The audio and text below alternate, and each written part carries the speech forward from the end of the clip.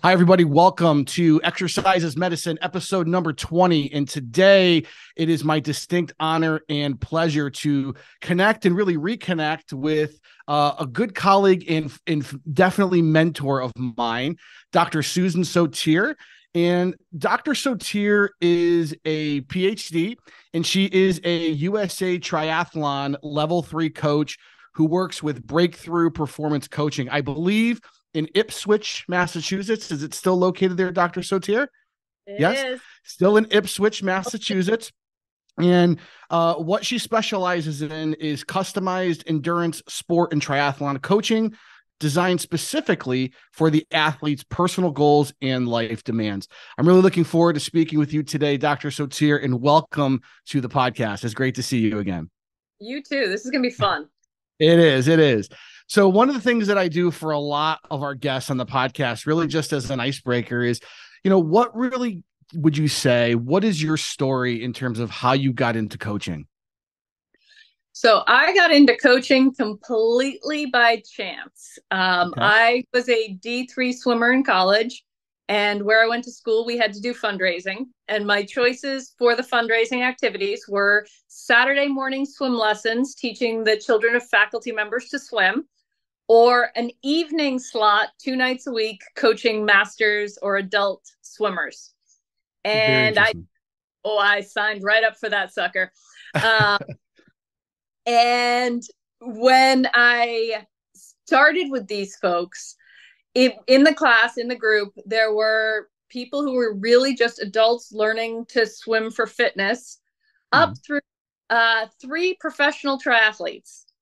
And all of a sudden, it became this thing where I was responsible for an aspect of their career. And I went from, hey, this is better than Saturday mornings to, holy crap, I better know what I'm doing if I show up here. And it turned out I loved it. I'm the child of a teacher. And this was, for me, the perfect kind of teaching because it incorporated science, it incorporated language and communication, and I got to work with adults that I really was impressed by what they were trying to achieve with their worlds. Very cool. Very cool. So completely unexpected, perhaps out of necessity, even maybe with the need for, fundraising and those types of experiences. And then you end up in something that you completely love and has driven, your career for the last several years. So many years. I don't know the exact number, but how long We'll you go been over coaching? 30. Over 30 years coaching. Wow. Incredible. Incredible. Incredible. So you were a swimmer. It's funny because right now at Drexel, I work with, recently I had a conversation with a swimming and diving coach about doing some sports performance stuff that they're interested in. And so we have an ongoing athlete study, and it's the first cohort of athletes that is going to participate in the project, which we're really excited about. Awesome. Um, but I guess so. Did you have first exposure with triathlons through that coaching experience, or did you kind of say, well, I'm swimming and I'm connecting with folks that are triathlons, and did that sort of like provide the avenue for you to work in triathlons yourself? Because I know you yourself are an athlete as well. Do you still compete pretty consistently in triathlons yourself, right? I do. I participate. We'll go with I participate now. Participate. No, at that same time, there was this guy who was a phenomenal triathlete back in the day, and he was in town for a meeting with some of his sponsors, and they set him up to come and swim with our team, and he ended up swimming in my lane. And we would just chat. And if you've ever been on a swim team, you chat in 10 to 15-second little bouts. And everything that he said made this sport sound so incredibly fun that I was like, oh, I need to do one of those. I had no idea what I was getting into. The first triathlon I did was the summer after I started coaching. So it was the summer after my sophomore year of college. Mm-hmm. And I came out of the water with like the front pack of athletes. And then I stopped at my bike and I started to put on my bike shorts and my bike jersey and my gloves and my helmet. And Right. I had no clue what I was doing, and I had so much fun. And the community is spectacular, and it's something that I've been a part of pretty much ever since. Which, I have years where I compete a lot, years where I don't compete at all, but I'm always doing a little something around it. Very cool. Very cool. Yeah. So it's always kind of fun to hear the connecting points of people's stories, you know? So you're coaching, you're participating 30 years in this field. And you have your PhD, right? And that's awesome. And so what made you want to get a PhD? When, if you look at like sports across the spectrum, a lot of folks might not necessarily have a PhD. So what was the thing that said, I want to go pursue graduate education in order to be the best coach that I can be? So I had graduated from college. I had taught for a year. I'd gone back to school. I got a master's degree in a completely different field, speech language pathology. I was working as a full-time speech language pathologist and a full-time swim coach. And finally it got to the point where something had to give. And I started just coaching. And one of the teams I was coaching was a high school boys varsity team. And the funny story is I had 5 Chris's on the team at one point. And my husband and I were out at dinner one night, and I was just really struggling with the fact that I knew these guys were prepared. And I would put one Chris up on the blocks and he would exceed every possible expectation. I'd put a different Chris, another Chris on the blocks, and he wasn't even close to what he was swimming in practice. And I mean, these were guys from the same small town, the same type of environments for the most part at home. And I knew what we were doing coaching, and I was basically complaining over dinner that I didn't get it. And I needed to know more about this field of sports psychology, because there had to be something in there that had an answer for how I was supposed to approach this. And my husband, being my greatest fan and the biggest supporter who kicks me in the butt and moves me forward over the course of time, he looks at me and goes, "Well, you should go back to school. You should get a PhD." And I was like, "Yeah, yeah," because we've got a 7-year-old and working and life and family. He's like, "Yeah, no, I think you should look into it." So that pretty much sent me down the road of starting to look more and understand more about what the field offered and how you could go 2 different routes. You could go a more academic research and motor skill type route, or a consulting and counseling type route. And the people who do that side of the field are absolutely spectacular at what they do. That was not where I wanted to be. I wanted to be on that skill learning, skill practice, skill performance side. And that's what I found the right spot and went back to school and really learned that there's so much to this field, and there are a whole host of reasons why people perform differently, but it gave me a lot more levers to start to understand where to act. Yeah, but prior to when I went to graduate school for my PhD, where we had the opportunity to connect and I got to work with you, a lot of the work that I was doing was on the genetic basis of responders and non-responders to sports performance. And some folks were looking at myostatin knockout and all these candidate genes that explain very small, minuscule. Does it really matter, this little gene? And if there's 20,000 of them and there's 3.1 billion little letters, and are each of those letters making little haplotypes that actually make a difference? And individually, very small contributions, but you do, if you start putting them together, see responders and non-responders. And the famous gene that everybody talks about is ACTN3. David Epstein from, I think, Sports Illustrated wrote a book about the sports gene, going into some of those concepts. But it's just interesting to see like all of the factors of what goes into performance and getting an athlete ready to play, making sure that they're nourished appropriately, they're resting, the training is right. And if we see differences in outcome, what might be driving that? And I think at its core, that's one of the things that as a coach, you got to get your athletes ready to perform, and in a way that really aligns, as you very nicely outline in your bio, in alignment with their current lifestyle. So so can you talk a little bit about that and what your approach to coaching is to make it fit with your athletes? Because I feel like sometimes we have this like idealized way of like, in the perfect cookie cutter way, in the perfect world, this is the training program, no ifs, ands, or buts about it. But in reality, stuff happens. So can you talk a little bit about that? Oh boy, does stuff happen. So any athlete that you're going to work with has a life, and that life is going to have stressors in it. And those stressors might be people, it might be situations, it might be finances, it might be something completely different. But those stressors aren't differentiated in the body between that or training stress. So there's a limited amount of stress any person can handle. And we can start to stretch the boundaries of that with appropriate, progressions.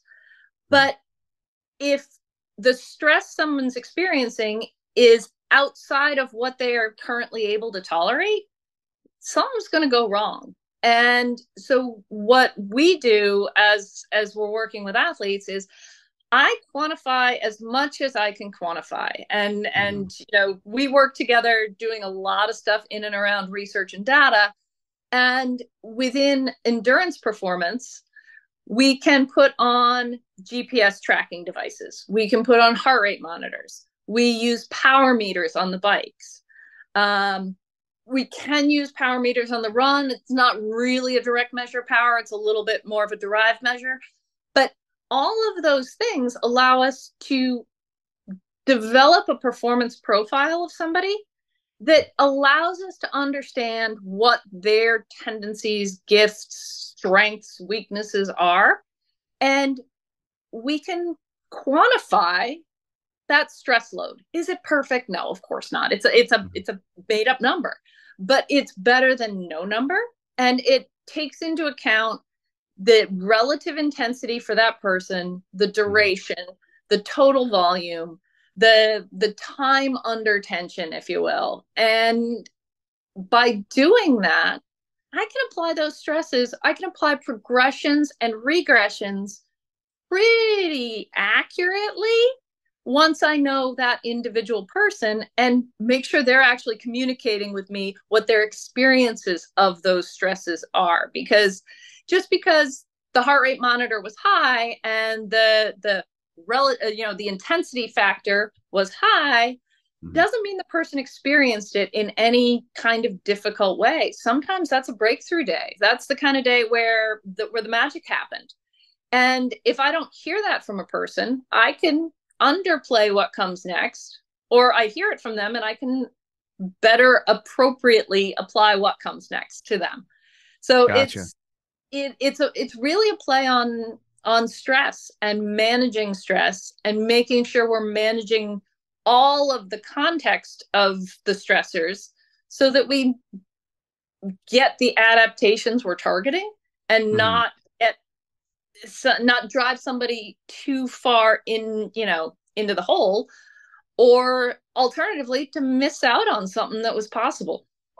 Yeah. So it sounds like it's a very individualized, and you really have to, as you work with somebody, you really get to understand what somebody can tolerate, and not just the numbers that you have with some of these tech pieces like the GPS, the heart rate, the power meter. These types of things are great pieces of information to give you a scope, an idea of what this athlete may have been going through and how, and what kind of stress they may have undergone.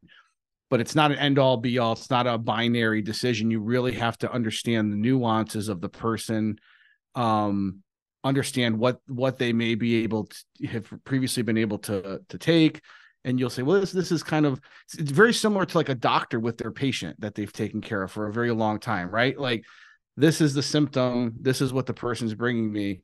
This is off from what I know this person has done before. And it's really, like a sweet science or like an art. Sweet science is something typically you hear about with the boxing world, of the art of getting hit and not getting hit. But really, it is a sweet science, because you have these objective numbers or tools that are presenting or interfacing with something that is objective. And then you have to be able to see and know how to translate the information on a case-by-case basis, which I think it's something that is very, as someone that's a non-expert in that field, somebody that I would imagine it's an art form that takes a lot of practice, right? Like a good chef knows how to make a recipe really tastes like a really great meal. And as a novice, I can't go and say, well, if I use the same recipes and the same flour, I'm going to produce the same result, right? It's really that expert being able to see in between the lines of what your athletes need. That, your 30 years of experience, I think, really help to make your decisions on that. Well, I really like that analogy, and another friend of mine, another coach, uses that analogy a lot. That as coaches, we don't need lists of different types of workouts. What we need to understand are the ingredients and the techniques. Mm-hmm. And if we understand the ingredients and the techniques, we can balance the flavors. If I'm going to keep the analogy going here, we can balance those flavors, and we're going to get a unique meal every time. But every single one of those feeds something. And I think from sort of a coaching standpoint, when I look back at what I used to do at the very beginning, everything was based on like read a book and, Ernie McGlisco uses this workout in order to develop VO2 max capabilities. I'll use that too. Oh, Ron Urbanchik uses this color coding method. I'll use that too. And as I tried those things, I was taken from the best in the field at the time. I saw things that worked and I saw things that didn't, and I didn't always understand why. And we didn't have the devices to start to quantify anything other than beyond like watching somebody how they're breathing or listening to them how they're talking. Those things still have a place, but to also have the technical data to be able to understand power output and different ways of applying power and what that physiological cost of creating that output was, that's where it starts to get really much more fun and much more interesting, because you still have to have a brain and you still have to understand what it is you're seeing, but you get more techniques and you get more ingredients. And then you start to understand which things belong to you and which things are still something you're playing with. And which things, just don't suit for how you communicate or the type of athlete you're working with. Yeah, that's great feedback. I think, one of the other things that comes to mind is the use of some of this technology. I feel like two comments I would want to say. One is, while we respect gurus or people that have come before us, right, that have been top of the field and what they've been able to accomplish, sometimes in the past it was very all or none thinking. Well, this is the authoritative body towards something, and so we're just going to go with that. If it works for them, why wouldn't it work for me, right? And you following that principle. And then, nowadays with social media, you're seeing a lot of things that used to be very technical in scientific research labs. Now there are consumable tech that I would imagine a lot of athletes are probably interested in learning more about. The Whoops of the world, the Fitbits, the Apple Watches, and looking at things like with GPS and heart rate and the power meter. I'll tell you what, those are things that we see in our Drexel athletes that, for soccer, for example, they use GPS monitoring, so we can kind of get an idea of how much volume or how many miles that athlete ran in a practice, or trying to get a sense for like how much time under tension, if we have a field hockey game coming up on Friday or Saturday, like how much load was aggregated throughout the week that might impact performance on game day, which is when the coaches need them to perform.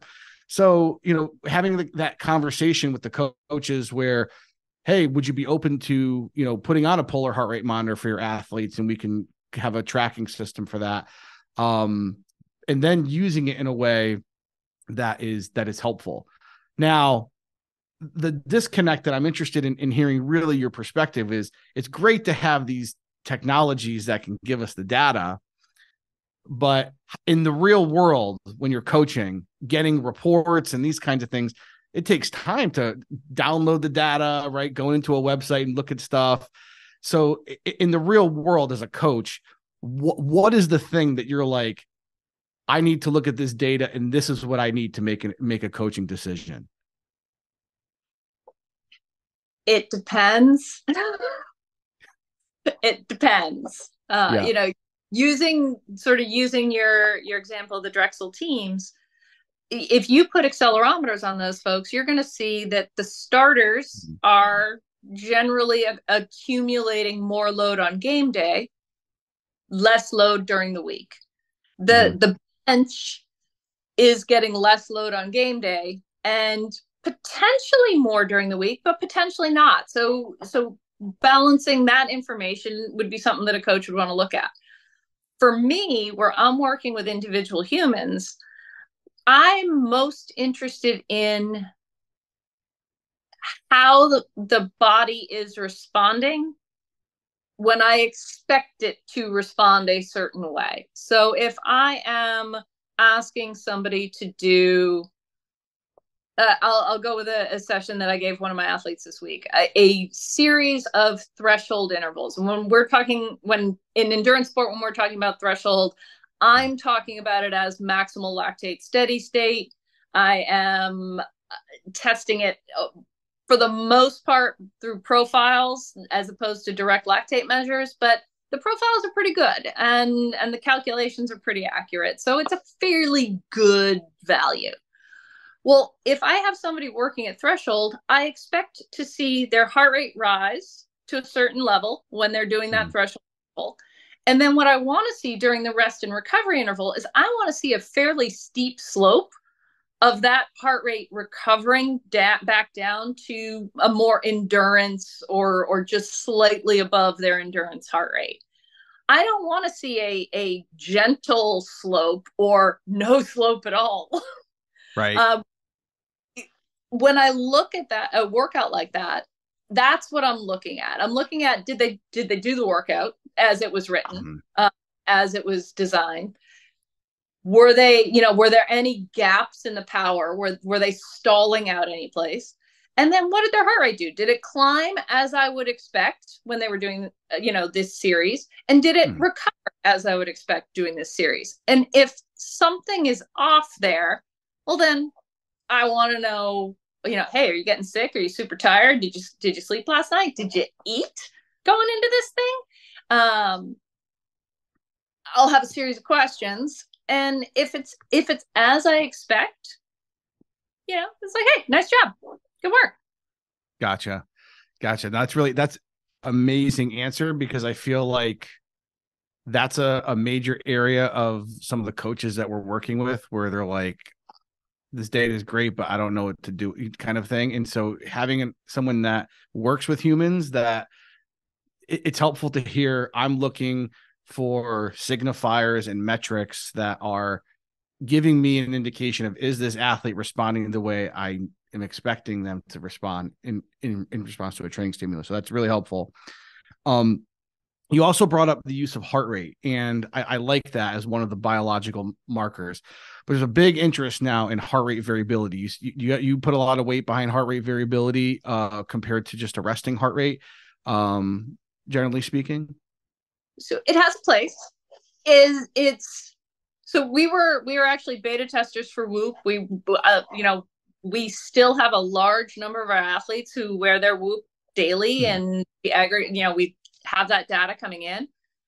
The problem with HRV is also the gift of HRV. It's really responsive to conditions, and life stress doesn't separate out from training stress.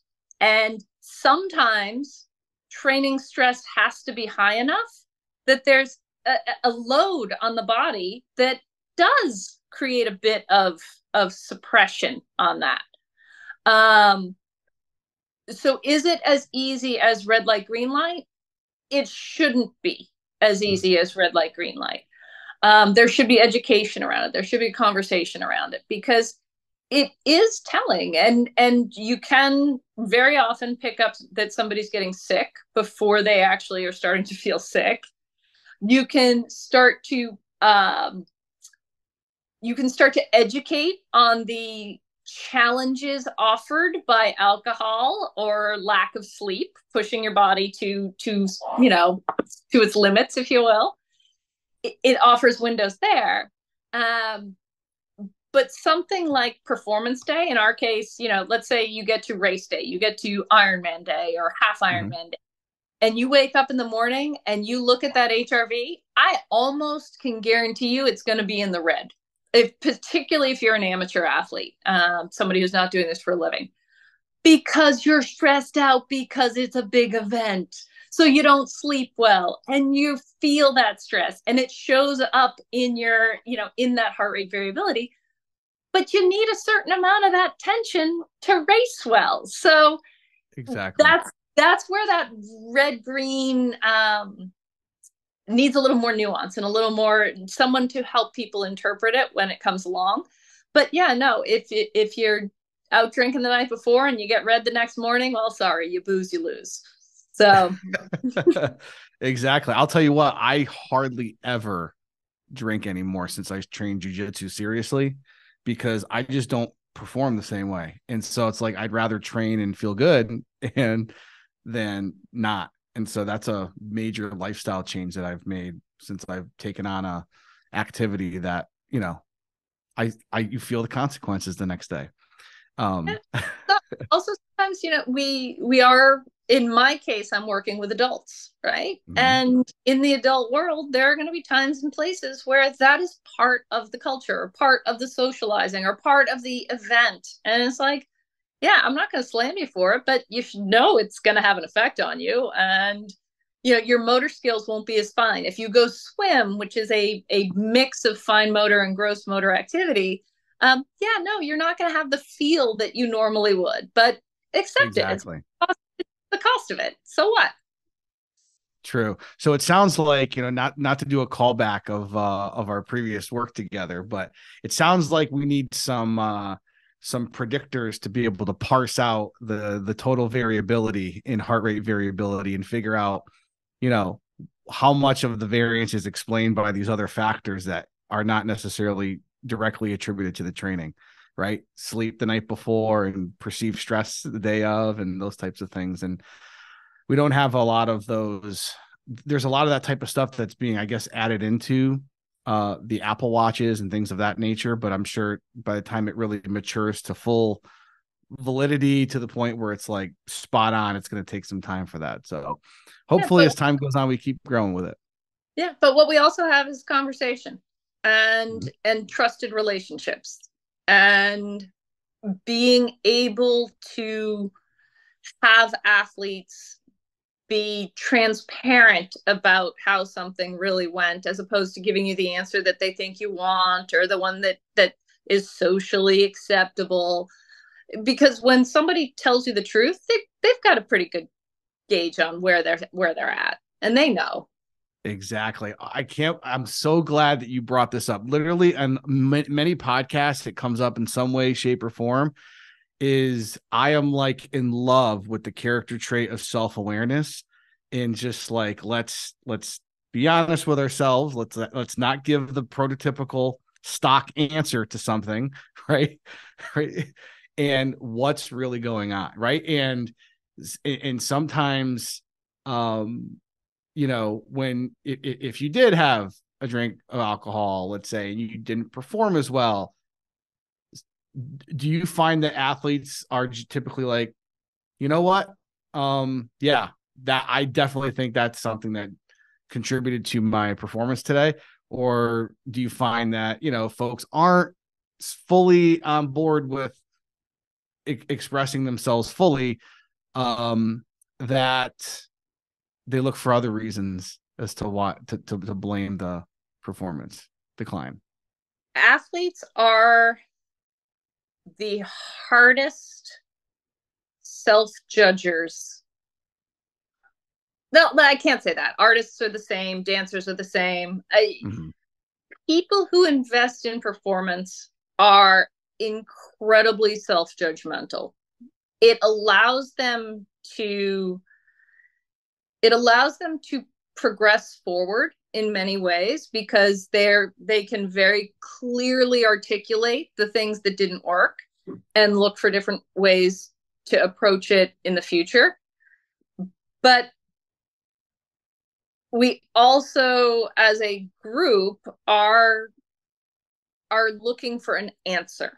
And a lot of times it's not a single answer. So the more experience someone develops, the better awareness, that you use the term self-awareness, the better they're able to express the nuances of what they're Mm-hmm. and then there's that sort of additional piece of self-regulation. They're able to not be reactive. They're able to take that pause, consider, respond, have a more complete discussion as they make a decision, or be able to see that pattern really quickly and make a Mm-hmm. really good decision because they've looked at it so many times. That's the piece that I think is where the art of coaching comes in. And you talked about social media before. I'll see a lot of sort of name brand coaches, people with businesses based on themselves. They'll speak Right. in public and they'll talk about the fact that they'll hire somebody for their interpersonal skills over their education. And I disagree with that in a lot of ways, because if somebody doesn't know what they're doing, it doesn't matter how well they interact with the person with whom they're working. But there is something to being able to create an environment of trust and to create a Yes. relationship, craft that communication, and to not only ask the question but to actually hear the answer and Mm-hmm. listen to what's not being said just as loudly as they're listening to what's being said. Love that. Love that.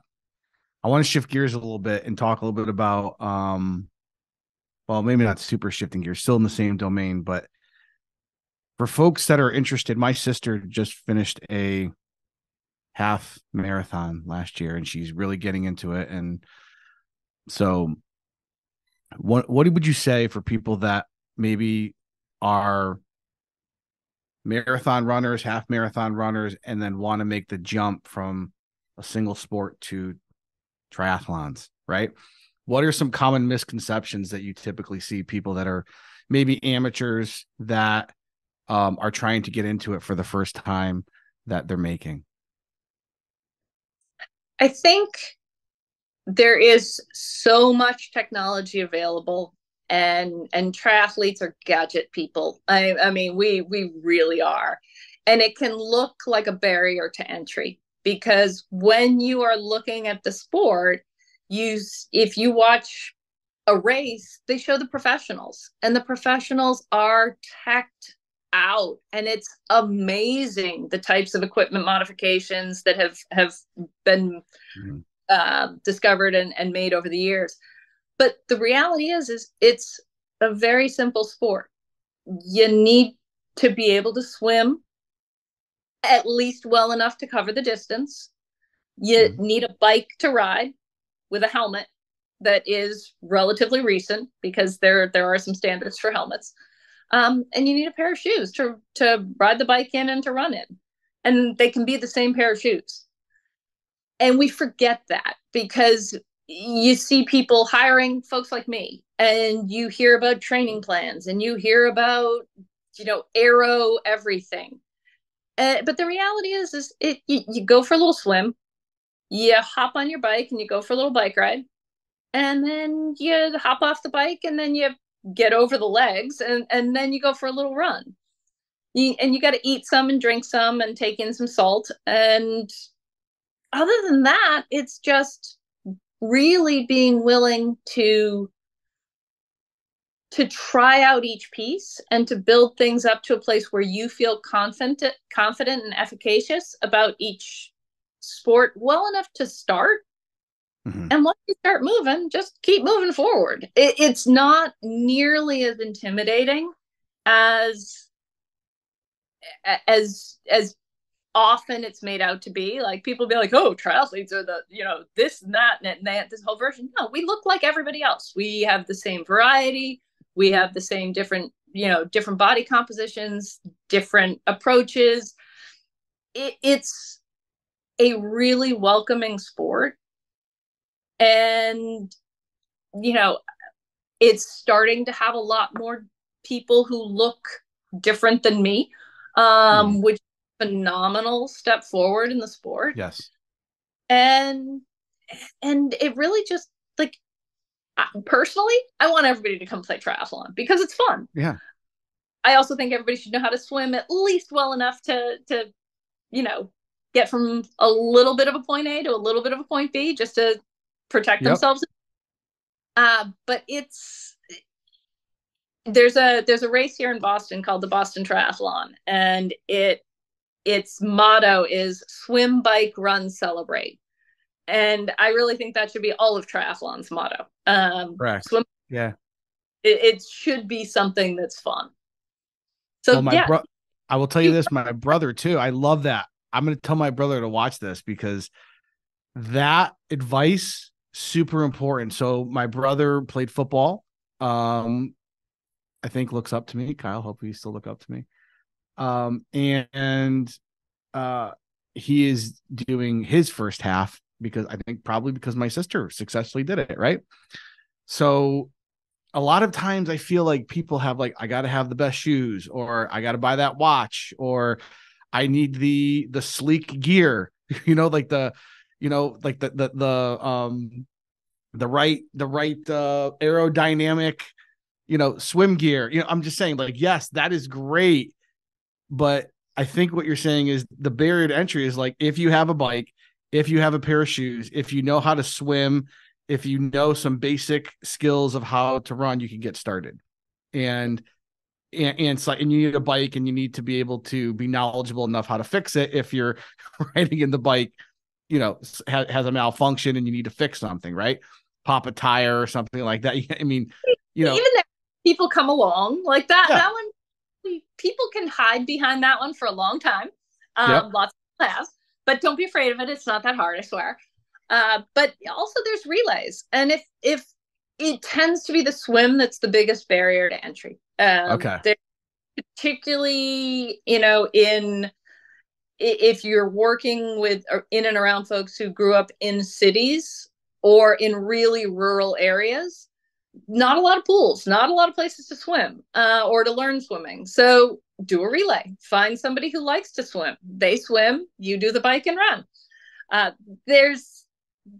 That doesn't work for every single race, but that works for a lot of races. They have relay categories. So it's endurance sport is a place where people as adults can still compete. And, like talking about your brother playing football, a lot of people who were athletes, we're still athletes, even if we're adults and we're working every day and we're doing our jobs. We want that competitive outlet. And oftentimes it turns a little bit negative and we turn in on ourselves and we start trying to like do more, do harder, do more, do harder.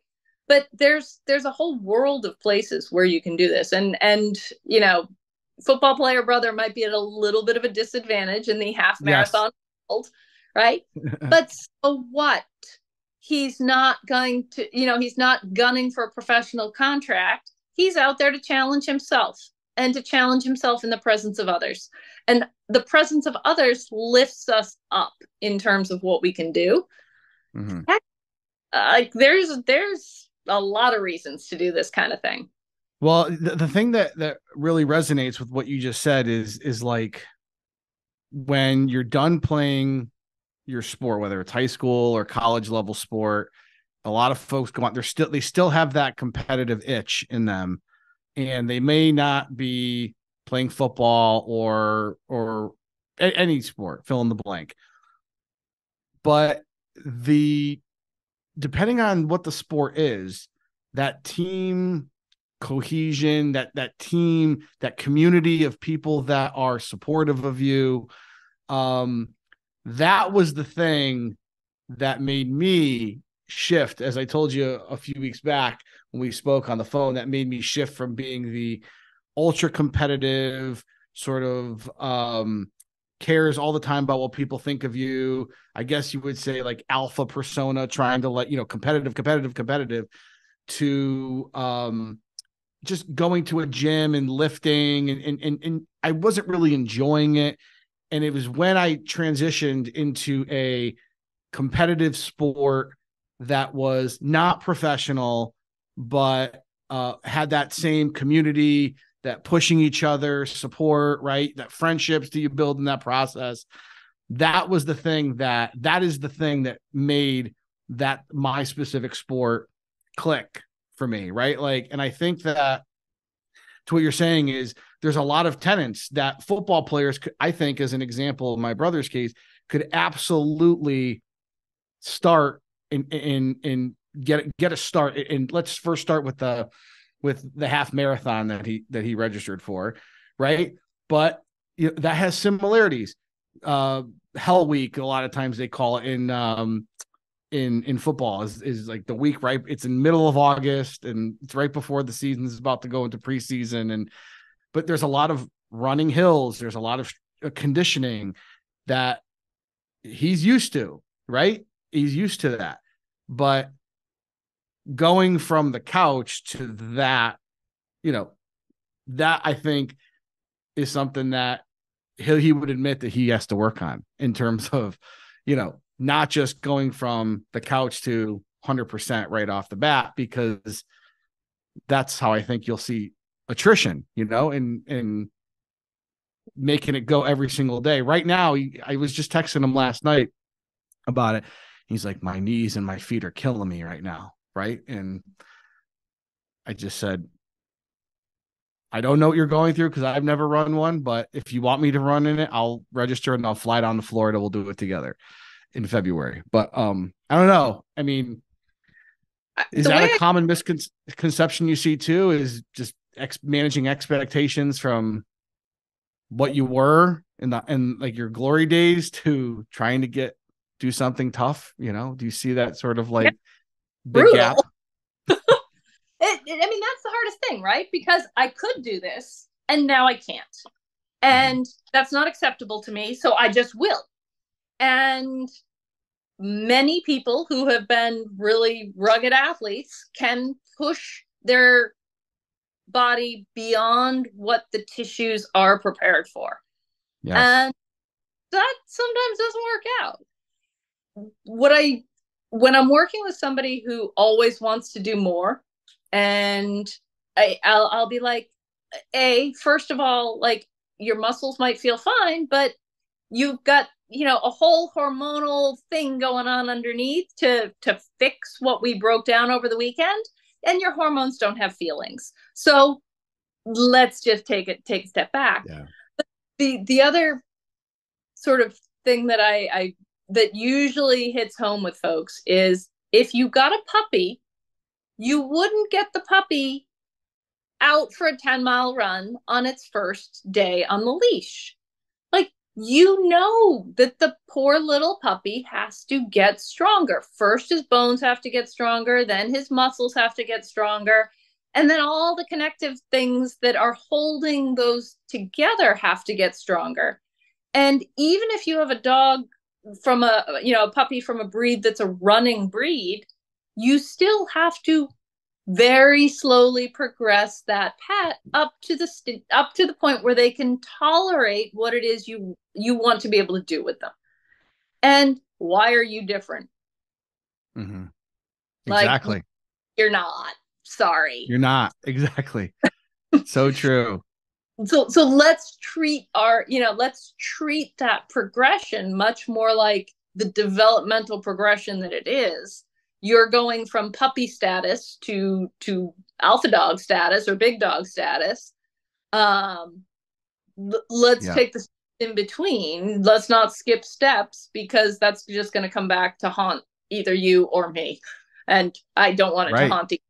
Yeah, you think an injury and it all kinds of things can happen. So, I'm really glad that you brought that up because I mean, again, in the age of social media, and I'm going to bring this up, but you know where I'm going with this, right?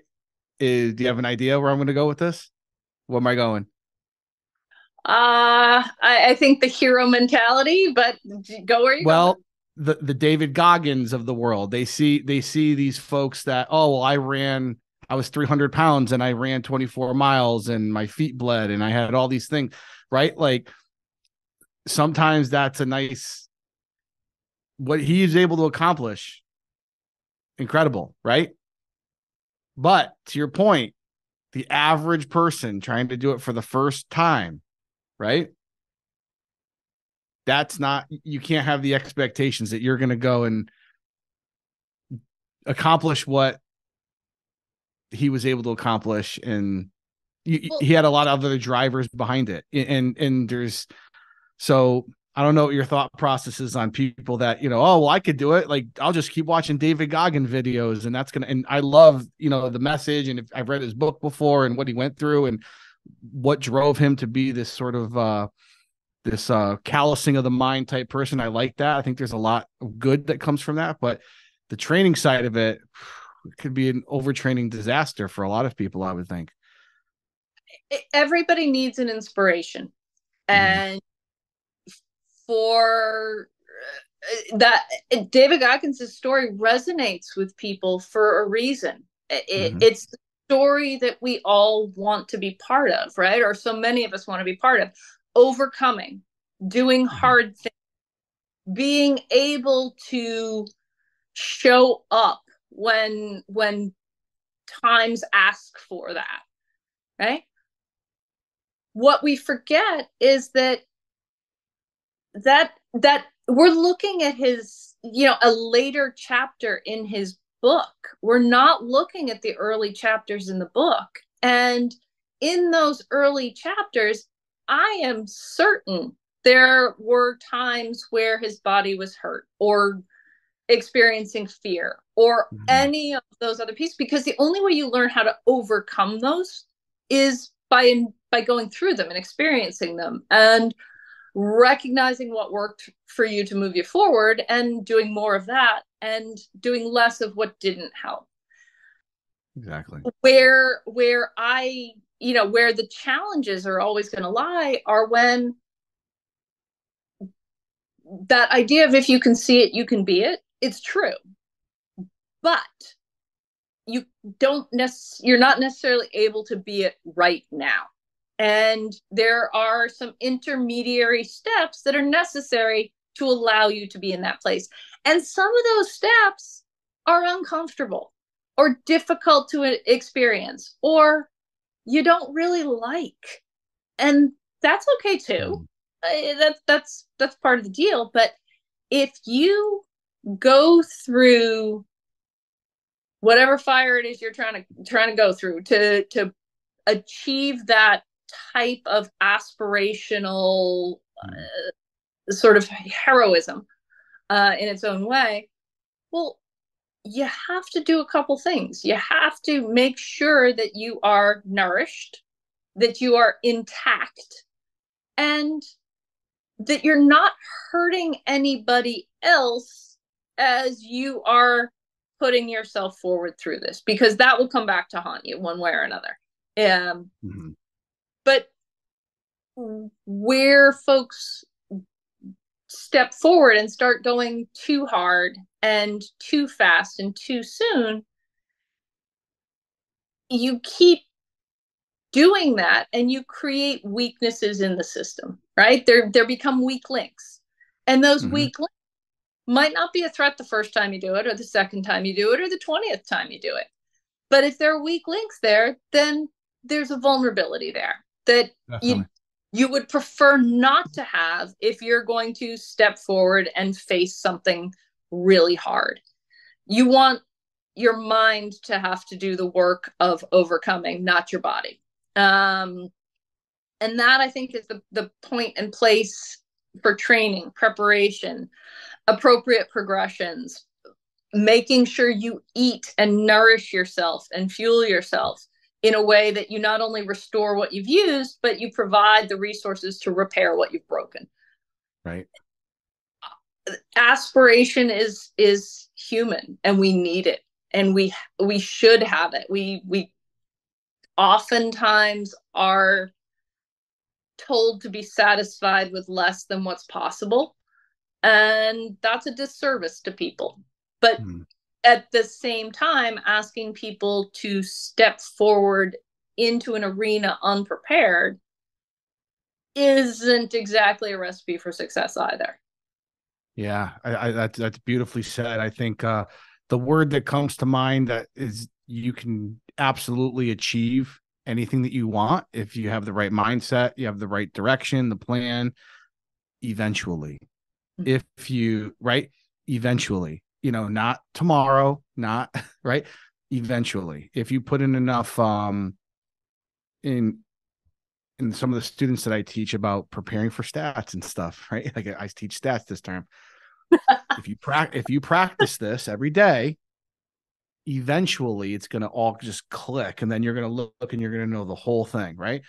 It's equity. It's that day to day. You go and you do your training, and you're sleeping and you're nourishing appropriately and you're recovering appropriately.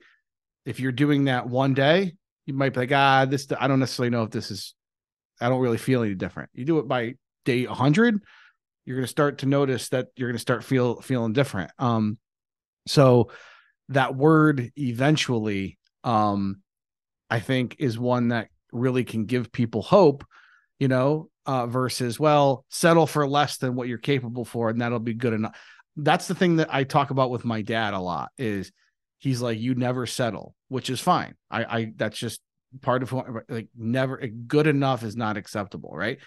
So in context, good enough is fine. Right. But if we're talking about loftier goals, right, good enough, right? I spent 15 minutes walking on the treadmill because my back's bothering me. Okay, well, that's good enough for today, right? I didn't have to do an hour, but good enough, right? So the idea of just building the habit and it's a positive equity stake towards your goals, because every day getting up, it gets a little bit easier the more equity that you have, right? It's kind of like in the financial perspective, if people invest and then it grows and it compounds over time, it starts to grow to the point where you don't have to really work as hard and the money keeps coming in, right? And so it's that kind of mentality that I think is helpful. But it's sometimes I'm wondering if that one of the bigger barriers that you have with new athletes that you're working with, where they want to get into it, they're super excited, and then they just kind of want to go from 0 to 100, and you have to kind of have that conversation with them. Is that something you have to do a lot? It's the conversation is usually, I think, I think you could do more, or I think I could do more. You're not working me hard enough. This isn't as hard as I thought it should be. It's like, it'll get harder. You're not ready for it to be harder yet. And you use the word eventually. I use the word yet a lot. And then the flip side of that coin is, so we use a training software platform called Training Peaks. And in Training Peaks, you can program the power, the duration of each interval, the total time, the total expectation of intensity. And if it's within, I think if it's within plus or minus 10%, your box turns green. If it's outside of it's plus or minus 15% or 20%, it turns orange. If it's outside of that, it turns red. And it doesn't matter if it's too low or too high.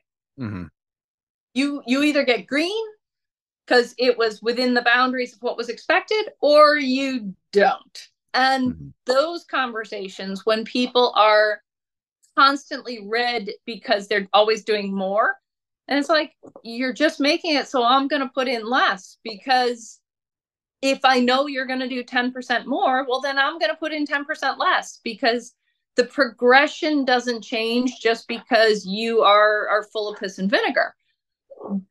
The opposite side of that is when life rears its ever loving head, or somebody gets sick, or Mhm. something happens and their boxes turn red because they couldn't show up for what was there. Then the conversation becomes, look, did you do something? No, you couldn't. Okay, fine, move on. My sort of favorite phrase is, be like Elsa, let it go. Let it um, go. and if you did something, well, guess what? Something's better than nothing. And if you can do it, great. But if you really truly couldn't, I'm not going to judge you. Like that, you really truly couldn't, you can't. It's balancing those two extremes that I probably invest the most time in.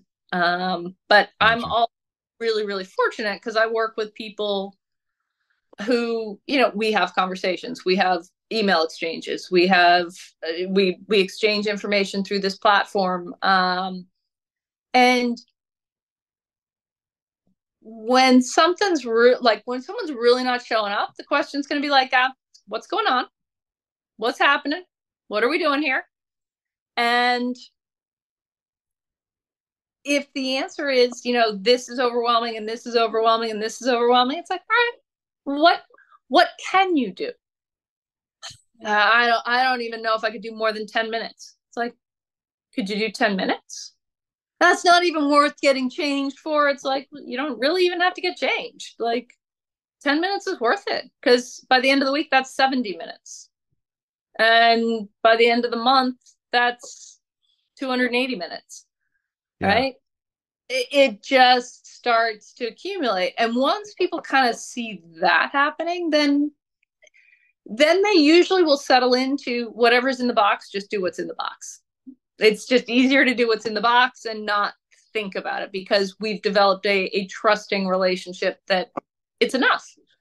Because and that question does come up. Is it enough? Is it enough? Are you sure it's enough? Are you sure it's enough? And it's like, it's enough. It's like, if it's Enough. not enough, we'll have a conversation, and if it's going to be close to a time cutoff, we're going to have a conversation, but we'll have that conversation well ahead, and then we'll have it again and then again. Yes. But that idea of yet and eventually and something and frequency, those pieces are, so those are the endurance sport money words, really. Yep. Exactly. Helps to kind of manage expectations, right? Is very helpful. Managing expectations. So with all this context, right? How do you stay on top of like the latest trends? So as new stuff is coming out, I know that you like to use evidence informed decisions, or that is part of the way you move forward on things. Can you talk a little about how you stay on top of the trends, and how when, oh, this is something that I think is something we need to integrate, or the evidence isn't quite there, how you kind of approach that? The first piece of things is identifying trends. What are the things people are talking about? Because I like to already know what they're going to be talking about before they start talking about it, to the best of my ability, to the best that I can. How do I do that? First and foremost, I do not work in a vacuum. I'm not alone on an island. I am not just by myself. Having other people who are interested in other aspects of the sport, it means I don't have to know everything about everything at all times. The group I coach with, Breakthrough Performance Coaching, there are 5 of us. We are all interested in different things, and we'll exchange information. It might be in the form of, hey, I got a question from an athlete, I don't know how to answer it. Or, hey, I just read this study, did you guys see this one? I think we need to talk about it. Or, I have no idea why XYZ isn't progressing. Can we work it through? And then we all sort of dive into little holes of things we're interested in.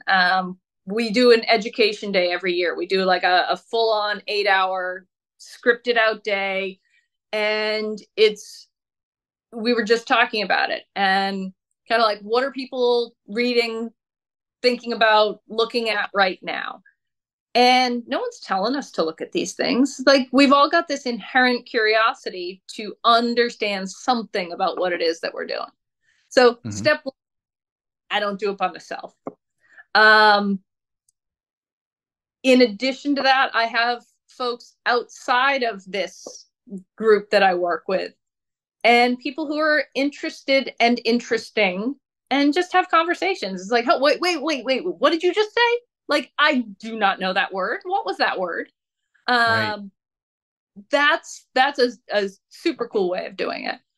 I follow a lot of different types of athletes and different types of coaches on social media. Instagram shows things in a really visual way. I follow a ton of researchers on the platform formerly known as Twitter, where you get direct access to their thought process and what they're thinking about and why they're thinking about it and how it's shifting and the kinds of questions people ask them. It's like, some things I'm like, you really ask, do you know who that is? Oh, okay. But that gives me a really currency in that conversation. And then just what my own athletes ask me. And if I can't answer it, well, darn well better believe I'm going to learn how. And then the final one that sort of comes up is, if I can't express myself in a way that my athletes can understand me, then I need to learn something better. And there are a number of different opportunities to talk with folks. So I have, one-on-one conversations with people I coach, but I also will do group bike rides on a virtual platform. This one's called Zwift, and it's like a video game for bike riding. You have an avatar, your power is what's driving that bike, and we can create meetups. And I do that Tuesday mornings starting next week. And we found during COVID that we could be on Discord, the gamer app. Yes. We can put in our headphones and we can have a live voice channel and we'll talk about something. And every week that I do a meetup, I try to come with some piece of training information, something that's going to improve people's understanding, knowledge, experience, practice, whatever it is. And those conversations, I'll sometimes get asked questions that I can't answer. Not because I don't know the answer, although sometimes I don't know the answer, but I can't express it in a way that I can communicate clearly what that person wants to know. And that's where all of those things tie together to basically hold me accountable to always being current. Because if I get caught flat-footed, I don't like it. I don't like it. But I would say it's multiple different sources, everything from, getting stuff delivered to seeking it out. Yeah. And I think, of course, the other one is, working with a team of 5 people in the company, really thinking about, like, where is the realm of expertise? That question is like, whoa, I don't even if I do look into it, right? What if it's something deep about physics of something that an engineer knows? Oh, like, do we have to contact someone, or maybe someone in the community that you work with, their physics professor, someone that becomes part of the network to say, well, I'm going to refer to this person because this person does it every day, like, kind of a thing. So I guess, when you get asked questions that are like beyond the scope of practice of what we're really good at, is punting it to somebody else. I do that sometimes where I've been part of research projects where I think a fair amount of biostatistics, but you start getting down the realm of very complex nesting analysis, I know when it's time to refer it to another colleague in the School of Public Health, right? So it's that kind of a thing too, I think. And it's great. I agree. Staying on top of the field and having those pieces of information where if you don't know the answer, you can look into it and you're staying on top of the trends, I think is super important. And I have not spent a good amount of time on Discord, but I'll tell you what, that is a pretty cool way of, I never thought about doing that for meetups. And I think that's really, really cool. So the software program you use is through a program called Swift or Zwift. Yeah. Zwift, ZWI. Zwift. So we, yeah. And so that's like is that like a different type of is that like a software program, or is it because like that like a home do you have like I assume this is done inside of your house with like a Wahoo trainer or something like that, where like you can like have the bike be stationary but it moves like a something like a Peloton or something, right? But it's kind of like, but it's a training device. I don't want to, Peloton isn't doing justice. We ride our own bikes. You ride your own bikes. I didn't want to insult by saying Peloton, but no, Peloton's right. Like they have developed, they brought a lot of people into that fitness world, but we are very typically cool. On some type of stationary bike trainer with our bikes attached. The one you're actually using to train. Yep. Very cool. Yeah. That's awesome. And then since we all ride with power, whether it's our pedals that are the power meters or the power meters in the bottom bracket where the pedal cranks go through, or it's in the trainer itself, that power communicates to this subscription service software that runs as an app, and we can see each other. We can pick our little outfits. We can pick our bikes. We can earn fancier bikes and fancier wheels. Wow. It is the gadget. And then does the game, does it make you could see someone passing, or you could see all that? Wow. Very cool. For technology, me, my goodness, what's happened in the last 10 years with technology is unbelievable. It's crazy. So you can ride with, like, literally, I was riding yesterday with people from Germany, from Australia, from, there was a Moroccan flag, there was an Albanian flag. So that, like, you see people from all over the world, and they're the avatar. When we do a meetup, we are able to do what's called tether them together. So think about this from an exercise and a sport standpoint, right? Yep. As exercisers, we're more likely to adhere if we have a community that's expecting us to be someplace, right? But we won't go if they're too much better than us, and we won't go if they're too much worse than us. We need to be a pack in order to have that sort of community-driven motivation. Well, within this program, we can tether a group together that has very different abilities. And in cycling, your abilities are determined typically by watts per kilogram.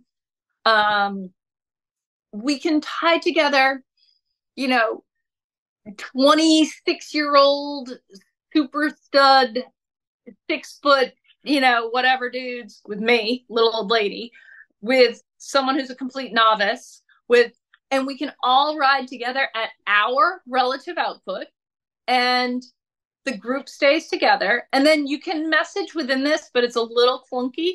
So then the Discord piece was something we started during COVID when we were doing this, so that we had some connection, because connection is super important for sustaining motivation. Yes. And when you feel like you're part of something, you show up a little better than when you think you're by yourself. Have you ever heard of the Kohler effect? Yes. Yeah. So a good colleague of mine, one of my best friends, and we published a paper in 20. I think we submitted it. He was a kinesiologist with his training was at Michigan State, and he really understands the Kohler dynamic, right? And when you're like, oh, if the person's too better than us, or not better than us. We got to have the right sweet spot. And, the basic design was, if the person's 10% better than you, you're like, I can hang. If the person's 40% better than you, that's like, I can hang, but I really got to try hard. And then if the person's 100% better than you, it's like, yeah, I can't hang. Right. And so it was interesting, because I was the exercise physiologist on the project, looking at domains of putting a heart rate monitor and watching folks as they plank, and with a virtual partner in this case. And so when you brought that up, that's the first thing I thought about, was this paper that he was the primary author on, and I was the exercise physiologist on. And we found that, exactly what you're saying, that like somewhere like 10%, like it's almost like not motivating enough, but that 40% person is like, that's where like you kind of get like mad a little bit, like I can hang, and I'm going to show them, right? That seemed to be the intensity threshold where people were like most motivated, and at least in our project, and other studies that he's done in the past. So when it's brought up, I was like, I want to see if that Kohler model is something that you've heard about before, which I'm not surprised that you have heard about it, with your expertise and so forth. So it's good.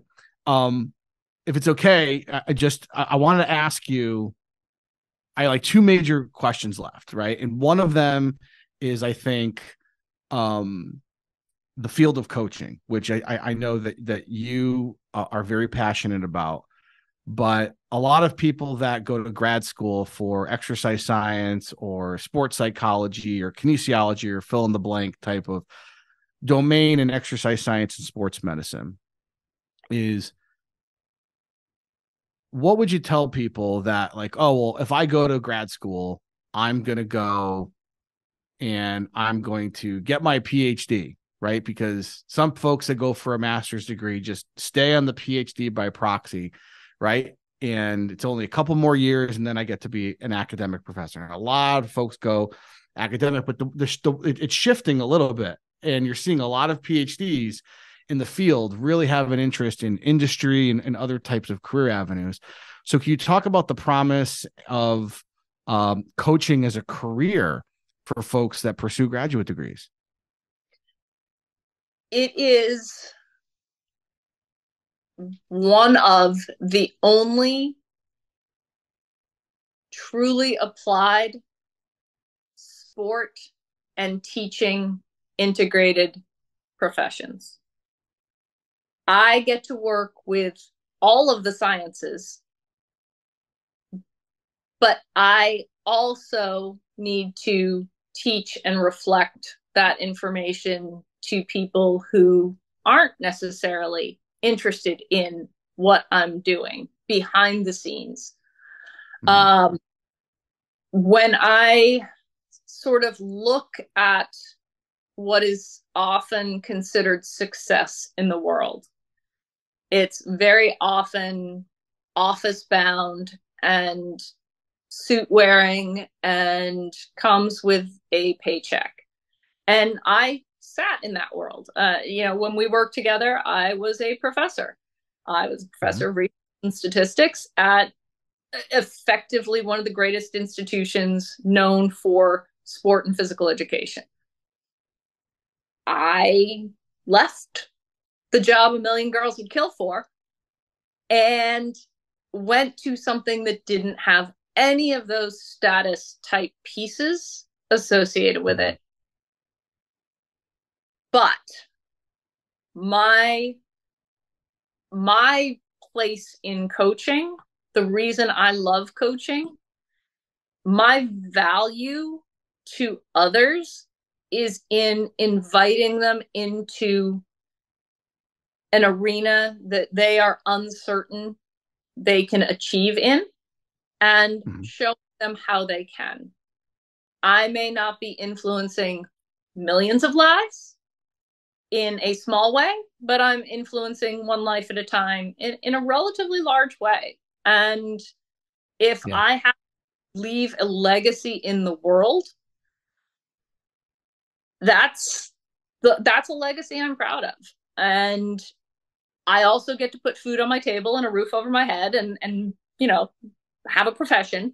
because it is a profession, and it sometimes gets undervalued as a profession because so many people do it on a volunteer basis.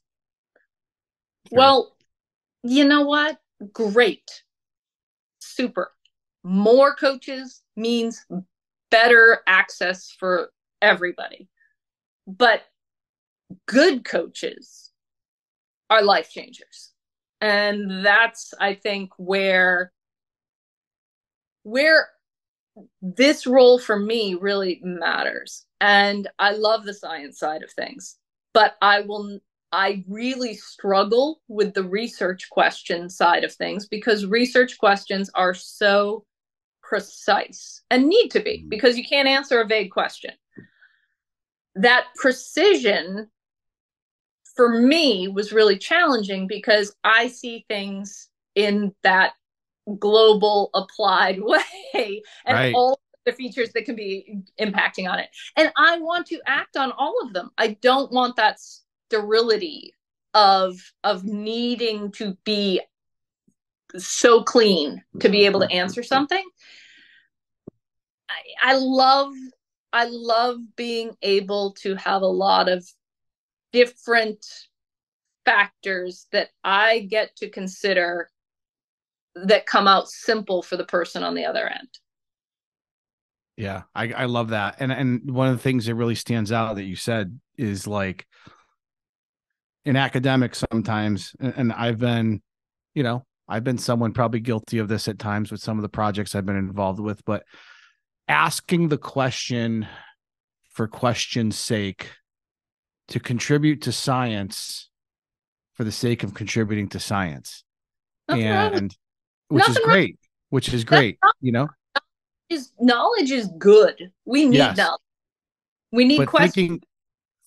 But thinking through the translation of, this is where I think a lot of mixed methods work is really important, is understanding, well, it's great if it works in a lab under a very specific set of conditions, but that'll never work. It would never work in the real world. Like, some of the things that hopefully we'll get a paper published is we do resistance training studies for older adults with Alzheimer's disease, right? So when I first got into the space, I thought, oh, we'll have them come into the lab because that's my training, right? We'll have them come into the lab, and we'll have them exercise, and we'll do some measurements on them, and no problem.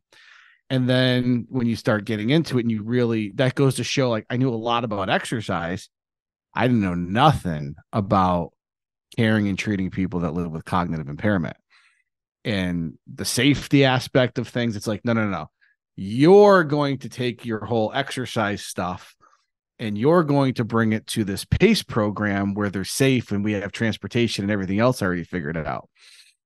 And that is the way that you're going to run your study. They will not be coming to you because sometimes these folks don't drive on their own, and transportation isn't very difficult. And you start worrying about, silver alerts and all kinds of things that can happen, and locked floors. And so I quickly started to realize the value of integrating mixed methods into some of my research in that domain.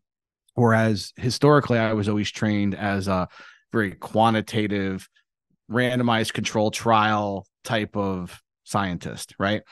And so what I meant by that is, go ahead. I'm sorry.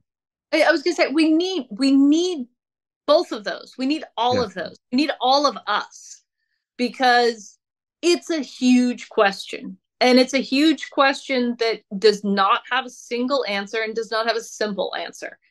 And forcing me to go down a road to answer questions in a way that's not my gift isn't going to contribute to the answer in the same way as me doing this. Having you integrate mixed methods, well, maybe that broadens your gift. Having somebody else be incredibly dialed in, narrow, quantitative, and incredibly precise, that's their gift. That broadens our knowledge. And we need all of us. And it's too often seen. Sport and physical activity and exercise are too often seen as hobbies or throwaways. Right. We're the ultimate applied science. We are chemistry, we are biology, we are physics, we are biochemistry, we are motor skill learning, we are psychology. We are all of those things in a microcosm, and it should be rigorous, but it should also be accessible. And that's the trick, right? Mm-hmm. Yeah. I mean, I just did a talk a few weeks ago on accessibility of scientific information with, the talk was, I called it, a very cliche weighing the pros and cons of open access in exercise science and sports medicine research, right? Because obviously that's a whole different topic. We can talk about things, but yeah, the access to the information is really, it could be a rate limiting factor for some folks. So the fact that open access allows it to get wider exposure is good, but access to that information, you're seeing a lot of projects nowadays that if you want to get funding for a project, there needs to be in the application a dissemination and implementation plan, because most studies, I was baffled when I first learned this, most studies from the time they're published to the time they're actually uptaken into routine practice, regardless if it's an applied sports setting or in clinical world, is 17 years. And I was like, 17 years from the time I published that paper that people are going to start really using it in practice. And so now there's implementation scientists and all these other folks that are really, the science of how we systematically uptake information into real world settings. Like this is, the world has changed quite a lot in that way, but it's needed. As you said, there's a space for that, and we need both in order to really make it work. I would love to see that implementation truncated to like 3 years or less. I mean, that would be great in the real world. That's what we come play with coaches. That's what we do. We observe it and we put it into action, and we collect data, and we decide if it's applicable or not applicable, and we figure out where it works and where it doesn't. I've been referred to in the past as a bit of a cockroach. Like, I will find a way to survive. If you tell me what the situation is, I will figure out how to survive and thrive within it. If the rules say X, we will stay within those rules. I will never, ever go outside the rules. But I will figure out how to maximize it. And some of those things I will find really good evidence for. Some of those things I will collect evidence for. And it is come play with us. Exactly. I got one more question for you to wrap us up for today. And then, of course, if you want anything else you want to talk about, you're welcome to do that as well. But the last one I'm always interested in is, so as a coach, what keeps you passionate about it after 30 years of being in this field? There's, I'm sure, days where you're on the road quite a lot. We've talked about that before, and you're not sleeping as much as you would have liked to sleep in hotel rooms. And, what keeps you motivated, and keep yearning for the next leg of constant and ever evolving improvement as a coach, and how you work? You're part of a story, and you're part of a patchwork or a fabric of stories. I expressed this to somebody last year at an Ironman that I was on the sidelines at, and we had a number of people racing, and obviously there was the whole field of people racing. And over the course of that day, if there are 2,000 people racing, you see 2,000 stories evolve, and you see them evolve in a very physical and personal and complete way. And I can't think of another profession where you get to be an integral part of somebody's story as it moves forward, of a particular chapter. And that's that's precious. And are there days where you're exhausted, and are there days where, some things aren't, quite the sparkle and glam? Of course, it's a job in many ways, but it's also a profession. And I think when you're part of that fabric, you understand why it's important to be good at what it is you do. So that means you are always chasing information to make sure that you are bringing the best possible care to the person in front of you so that they can achieve what's possible for them, because otherwise you failed them in their story, and that doesn't feel right ever. Right. Yeah, I agree. And I think it's sort of like what I would say is the difference between a career and a job, Mm-hmm. right? A job is something where punch the clock, you go in at the last possible minute, you're there to do your time, and you're punching out the first possible minute that you're able to leave. A career is something that is, I'm responsible for this, and it's whatever it takes.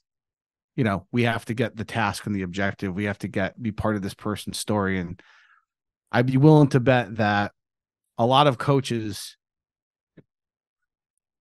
that are not as successful as they could be are ones if they treat their role as a job, right? Like, well, I don't know what to tell you. You came up 10 minutes late for training, and we're punching the clock, and I need to leave at exactly this time. Like, it's the approach, I think, of, as you said, being part of the person's story and getting to celebrate that and see the wins of the folks when they achieve things that they never thought were possible, or even if it's their 100th triathlon, and now they're celebrating their 100th one, and go that one to them has a little bit of extra specialty because that's the 100th one, right? Versus yep. Right. And so, like, it's only one more different than the one that was 99, but that 100th one is a huge milestone in that person's life and what they were able to accomplish. And you have the satisfaction of being able to being in the trenches day to day through the training, and also the celebration afterwards, and then thinking about the next step. So it sounds like it's a very rewarding career, to know that you've had a positive impact on so many folks' lives. You had a positive impact on my life. I'm not a triathlon, but to this day, when I still say one of your quotes, I give you credit for it, though. I make sure you get reference for it always. And one of the things that I challenge my exercise science students to is what you said the first day that I ever had the chance to work with you in a research methods class. You know what it was? What do you always tell your grads? Do you remember what you used to say? I said so many things. I challenge you to make today the first day of your professional lives. When you said that, that was the one quote today that still, when I think about when your name comes to mind, that is the first quote that I think about. And it's a quote that I use with my own students. Make today, and I challenge you to make the first day of your professional lives. And it's an amazing one. So thank you for that. I really appreciate it. It's what I was saying before. It's too easy to look at this as just sport or just exercise. And it's not. It is a life-changing and life-giving profession. Yeah. Incredible. Do you have anything else you'd like to say to the audience that might be listening to us before we finish up for today? Yeah. Take the first step in your professional lives. I love it. Perfect. Go with that. It's an amazing thing. It's still, to this day, it's something that I say every time I have a new group of students that I work with. So amazing stuff. Dr. Sotir, thank you so much for taking the time to be with us here today. Folks, where could folks find me? We'll make sure to have the stuff in the show notes, but breakthroughperformancecoaching.com. Yep. Yes. And Susan at breakthroughperformancecoaching.com. It's the world's longest email, but it rolls off the tongue. So there it is. Very cool. We'll make sure to put your social media in the show notes as well for folks so they can see, they can follow you on the platform formerly known as Twitter as well. And we'll make sure that we have all your contact information for the website and so forth in case people want to connect with you. Awesome. But thank you so much for being here. It's truly been an honor. Thank you.